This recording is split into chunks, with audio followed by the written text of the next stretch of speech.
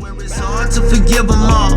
Steady give them all. My heart, soul, blood, sweat, and tears don't applaud. I ain't even worthy of it, cause I know I'm flawed. Saying you not perfect, but I see that shit differently. The best thing to come along in an infinity. So much affinity, I put you on a pedestal.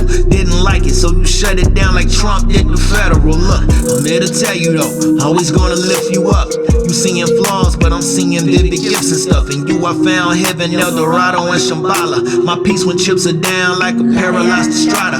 Sometimes I feel like Marvin, yeah, it make me wanna holler. Cause these feelings hit me quicker than performing a lambada. I don't ever wanna lose you, want this here forever. If we both feeling flawed, then we should be good together. Let's roll. Father, forgive me for this hate in my heart. I swear it's hard to forgive them all. Okay, like I was saying, while there might be some guys that do care about how much money a woman is bringing in, that's a small amount, like really tiny. Most guys do not give a fuck about that. That's why you see so many guys who do what some people consider marrying down, because they don't care if the woman has a really good job or even if she has a job at all. There are some guys who really do prefer that a woman does not work whatsoever. Now, some people see it as that the guy just wants to control the woman. And there might be some men who are like that. But a majority of us feel like we just want somebody that we know is going to be there and be able to take care of home, take care of the kids, you know, and that'll be able to really be there for us when we need them, you know? Because see, if both of y'all working, and I mean, some people do make it work. They both work and they still have time together. But, you know, a majority of the time, like with a lot of men, what they've been saying is that a lot of them, their marriages didn't work out because the woman got to working so much and that there was no time for them to be together. You know, and so they ended up having to divorce. Now, some of those women might want to put it as that the guys were intimidated by them. But, you know, I mean, I don't know how everybody feels, but I know how those guys felt and still feel. They were not intimidated. They were pissed off. They were agitated. You know, it was this shit was getting in the way for them. You know, they didn't need, you know, that's not what they needed or not what they wanted. They just wanted a companion. That's all. You know, and it reminds me of something I said in a status years ago. Like before me and Janae got together, I had made a status where I said I really didn't want a girlfriend. I just wanted somebody to flirt with and talk on the phone to. You know, that's all. Somebody I could just talk to all the time and flirt with, send pictures to each other. That's what I wanted. And, you know, what made me change my mind about that was that, like I said, I had always wanted Janae. And I knew she was the type of person that you don't just do the flirting type of thing with. That she's the type of person that you make a girlfriend and a wife out of. That's what I always felt about her. Regardless of how I fucked up and didn't make the right decisions, I always knew that she was wife material. I always knew that. But, you know, at the time before that, you know, all I really wanted was somebody to just flirt around with, you know, and talk to, you know. That's all I wanted. But I do have to admit that even while I wanted that, and even while I'm feeling like that now, that I want to go back to wanting that, it's a really empty, you know, life to live. You know, just having somebody that you just flirt with, you know, and just talk to, but there's no, you know, actual titles. There's no solidified connection. That's very empty. And maybe needing something empty at the moment. I mean, maybe something empty would be what I need at the moment, but it's not what I want long term. But again, most of these women out here just turn me off. You know, like some of them be really attractive, but then you find out they have certain beliefs that, you know, and certain stuff, and, you know, instant, you know, like, ugh. Like, I've literally gotten sick in my stomach, which I thought I was, kind of overreacting, being over dramatic by feeling that way. But I found out some other guys, feel the same way I do. Like, like I think one of the things we were discussing in a group was women having, high body counts, women that have had a lot of sex. And I discussed how, that's one thing that, instantly turns me off and just makes me sick. Because like I said, like I told them in the group, I'm a virgin, and sex is something that's sacred, to me. I don't feel like that you should just be trying to have sex with some of everybody. Like, have I rapped about stuff like that? Yeah, I just rapped about it because it sound cool. And to be honest, that is how I felt. Like, a part of me is like a kind of duality. There's a part of me that feels that sex is a sacred thing and it should only be between a husband and a wife. But there was also a part of me that just kind of just wanted to go out there and just fuck everything that I could. And I guess there was still kind of some holdovers from my teenage years, because when I was a teenager, the virginity thing wasn't really a big thing to me. I mean, it was a big thing. I wanted to lose it, but as I got older, I started becoming more comfortable with being a virgin. Now, for some people, it might be weird to them, especially considering my age, but that's just the thing. My virginity and just the act of sex, and love making, all of that is sacred to me. That it's not just some type of energy that I want to share with anybody. Janae was the person that I really wanted to share that energy with. She's the person that I felt comfortable with doing it with going that far. I wanted to share that energy with her. I don't want to share that energy with anybody else. Nobody else is worth it. At least right now, that's the way I see it. But even with that, I still don't want to just lose my virginity to somebody and it's not gonna go any further than that. Losing my virginity, it gotta be the person that I'm gonna actually have a relationship with. And since I'm not interested in trying to have any relationships, I most likely will probably just die a virgin. It is what it is. But and I have no shame in saying it. I mean, I've even rapped about being a virgin. It's no problem to me. It might be a problem to other folks, because for some reason people look at you weird when they find out you're a virgin. Like, they think that you're just supposed to be having sex all the time and that you should at least had sex with somebody. But that's just not how I feel, especially not anymore. Like I said, when I was younger, yeah. I was younger, that is how I felt. I felt like it was something I should have just lost and that been it. But honestly, I'm glad I've held on to it as long as I have. Like I said, part of it is because of sex being sacred to me. But even before it became sacred to me, another part of that was being insecure. And then also with the fact that I am a virgin, I was afraid to do anything because I didn't want to do something wrong, or, my first experience end up really sucking. But like I said, after a while, it became a thing that I felt like should only be reserved for, a couple, a serious couple. People that are really, truly committed to each other. Because that is a bond, that is energy you're going to be sharing that, like I said, doesn't need, because I'm of the belief that if you have sex with a lot of people, y'all transfer energy. So you end up with energy from somebody else inside of you. And now you've fucked all these different people and you got all these different energies in you, these different vibes. Some vibes might be good, but a lot of them might be bad.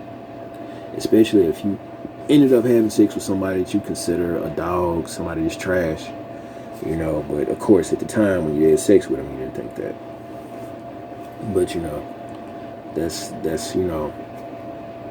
just how I see it. I know I'm not the only person that sees sex that way. I see a lot of women actually telling other women, that y'all gotta stop fucking everybody. You can't be sharing that with every dude, which is true. You can't, or you shouldn't. I won't say you can't, because women can do whatever they want to, but I feel like you shouldn't. But I feel the same way with dudes. You shouldn't be trying to fuck every female, man. Every female isn't worth it. No matter how fuckable they might look or whatever. They're not worth it. But yeah. So that was one thing. That was some of the stuff that that a lot of the guys were talking about in that group. And, you know, I used to think I was alone and feeling the way that I felt. So it's funny being in that group and finding out that there are guys that feel the way I do. That there are a lot of things that they just don't want to deal with. You know, because there are a lot of dudes that believe in the MGTOW, which is men going their own way. And I sort of believe in it, you know, because I feel like I said, if me and Janae can't, you know I'm a broken record, repeating the same thing, but knowing that she doesn't want to fix things, I'd rather just be MGTOW, you know, just rather go my own way, forget about the whole thing of marriage, trying to have a girlfriend, just focus on myself, just do what I do, write my stories, all of it. If I have to be alone for the rest of my life, then I just will. But, you know, she was my last chance at love. All I've wanted to do was to try to fix things. Not try. All I've wanted to do was to fix things, not try. I mean, I guess try would still be a word to put in front of it because I don't know how to put it, but I just want to fix things. I just want to show that I can be that person that I wasn't. But I understand. There was a lot of stuff I did, things that she felt like that she should have left me at the time when I did them. And if she had, I wouldn't have blamed her. I would have been hurt. But I guess I could say it would have been easier to accept back then, considering, you know, how I feel now. Like I said, we were together for 5 years. And we went through so much that I didn't think we would ever part. It's just being honest about it. That's just how I felt, how I saw things. That was naive of me. And it was also, I guess you'd say, cocky and arrogant of me, thinking that she would never leave, she would never walk away, that she would never get tired. I just always thought that she would continuously forgive me. Like even now, with everything I've said in all 4 of these videos, I can understand if she never wants to talk to me ever again. I can understand that. Because like I said, with the way I'm feeling right now, if we're going to have all of this space between us and these boundaries and barriers and all of this awkwardness, then it probably is best that we just never talk ever again.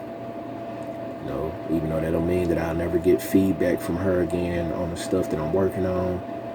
You know, we won't be telling each other Merry Christmas, you know, Happy Thanksgiving, no Happy Birthday, none of that. I'd hate for all of that to go away, but if things are going to be the way that they are now, I guess it is probably best that we just never talk ever again. I don't want it to be that way because, like I said, there was a point in time when we were each other's rock. We both depended on each other. And, you know, like I said, knowing that she did open up to me earlier this year, that's what really, I guess, fucks me up and what really has me hurt a whole lot, that we can't, you know, work things out, and that she wants to put this distance between us, because I just feel like there was this rug put up under me. Like I said, there was some expectations, some things that I was hopeful for, because she had opened up to me. She told me some stuff she never told me, some things that were really near and dear to her, things that as she told me, she hasn't told anybody. And that just made me feel like we were getting to a point where we could heal, you know. Like I said, I never wanted to rush anything. I understand she doesn't want to do the long distance relationship. I understand that. All I wanted was a chance to build back to that. That's all I wanted. And I felt like we had to get to know each other all over again in order to do that. Because like I said, we've both changed. And she's definitely changed. But that's not what she wants to do. She wants to move on. And I'm hurt about that, and I'm going to always be bitter over it. I can't lie, I am. Like, you know, I'm always going to be bitter about it. So, there were some other things I had to say, but I spent a lot of time talking about Janae. And I guess that really is what I really wanted to talk about, you know, despite other things being on my mind. It was her that I really wanted to talk about, because I'm still hurt. And hell, I'm probably going to make about 5-6 more videos in the future about how hurt I am. So y'all just expect me to be talking about, you know, how I feel about Janae and how much I miss her.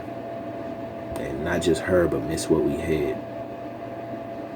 Because she's not somebody that you can just easily forget. Like, even when I first met her, and even though we were only together for like a day and a half or so, I didn't forget her then. Definitely won't forget her now. You know, she leaves a impact on me, or makes an impact rather. She leaves her print. You know, everything about her I've always been crazy about. And I'm gonna be honest, in the very beginning, one of the things I was really crazy about, you know, is how pretty her feet are, just to be completely honest. That was one of the things that made me crazy about her. But what made me even more crazy about her was the fact that she showed me, you know, she took pictures for me, you know, even though we barely knew each other at the time. Like I said, we hadn't been dating that long, you know, or really honestly, I remember that when it first happened, she took a picture for me. I actually hadn't asked her to be my girlfriend yet. And when I asked her why did she, you know, send me a picture, you know, considering that, she said she felt like we were more than friends. So she felt comfortable enough to do that with me. And like I said, again, that's stuff like that that makes an impression on you. That she felt that comfortable with me. You know, and we didn't know each other that well, but she felt comfortable enough with me to send me something that I had asked for. You know? And that's what just made me fall in love with her as a person. You know, yeah, it started with the feet, but it went to who she is as a person. And I know she's not the same person now. I understand it. That was 11 years ago. You know? But she trusted me enough back then. And I hate she doesn't trust me now. And I know she might say to me, I never said I didn't trust you. Just like she said to me, I never said I didn't like you. But she actually did. But she probably forgot. But you did say that to me. You said you don't like me. You said you don't like me and you don't love me. You have no emotional attachment to me anymore. And so regardless whether you say that you didn't say you didn't like me, having no emotional attachment to me is almost as close to not liking me. Because to like somebody is still an emotion. It's not as strong as love, but it's still an emotion. And if you have no more emotional attachment to me, or no more, you know, feelings like that for me, no more romantic feelings, then, you know, you might as well just say you don't like me. But that's how I see it. I'm not trying to tell you how to feel. I'm not trying to say how you feel. You could still like me. But the way I'm looking at it, my perspective, being on the outside, I'm not inside your head. I'm not inside your heart. I'm not inside your soul. I'm just on the outside. I'm seeing the words you say to me, and that's just how I'm taking them. But anyway, you know, I miss being your rock. I miss being a person that you could run to like that. I hate that you don't trust me anymore. Because I know that that's the biggest thing about it. You don't trust me. You know, you said you've given me enough chances, and I feel like that the reason why you don't want to give me another chance is not just because you're tired, but because you don't trust me to make good on my word. And that's cool. That's cool. I get that you don't trust me because I messed up a lot. Fucked up a whole lot. But yeah, so I'm gonna stop this here. It's the last video. I don't have anything else to say at the moment, but I probably will have some more stuff to say next week. So until then, peace.